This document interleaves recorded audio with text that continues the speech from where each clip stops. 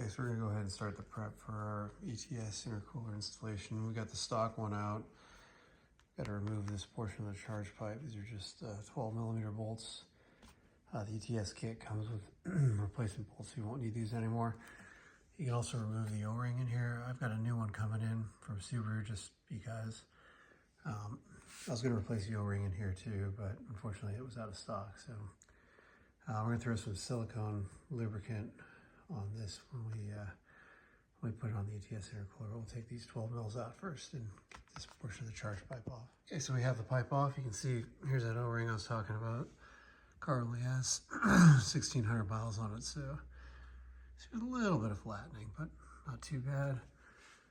So we'll go ahead and grab the ETS intercooler. Here's the old one. We'll bolt that guy up.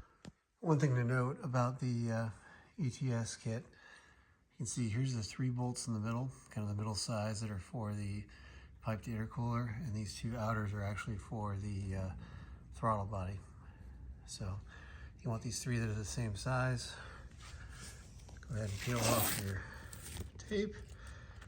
And I've got some silicone lubricant already on the pipe gasket, and then we'll go ahead and bolt this guy on and tighten it up by hand. Just real quick, here's kind of the differences between the inside and that opening on the 2. Okay, got this guy bolted on. There's little sleeves in here, so once you've got a good solid stop, you don't really need to crank much harder. We're gonna go ahead and take a screwdriver, pop these metal inserts out, and transfer the grommets over, and then this will be pretty much prepped until I get my pitch stop in that I'm gonna do at the same time, and the new O-ring. Just got our Cobb pitch stop in for the VB WRX. I think this is pretty good for a lot of different years.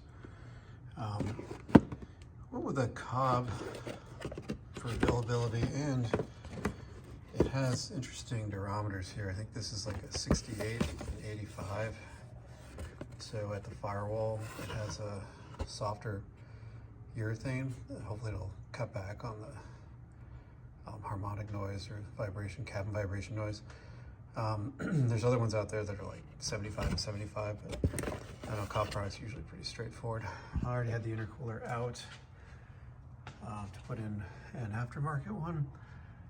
And so you've got a 14 mil there, and you got, I got my AOS lines in the way, but you got a 14 mil open-ended you throw on it.